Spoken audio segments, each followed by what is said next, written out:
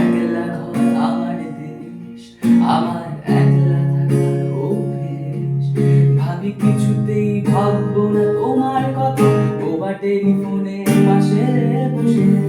তবু গভীর রাতে অগভীর সিনেমায় যদি প্রেম চায় না ঢুকে বিদায়, আমি আজ শূন্য হয়ে পড়েছিলাম। দেখি চোখ ভিজে যায় কান্না, না না কাঁদছি না, তোমায় ভাবছি না। মনে পড়ছে না তোমাকে,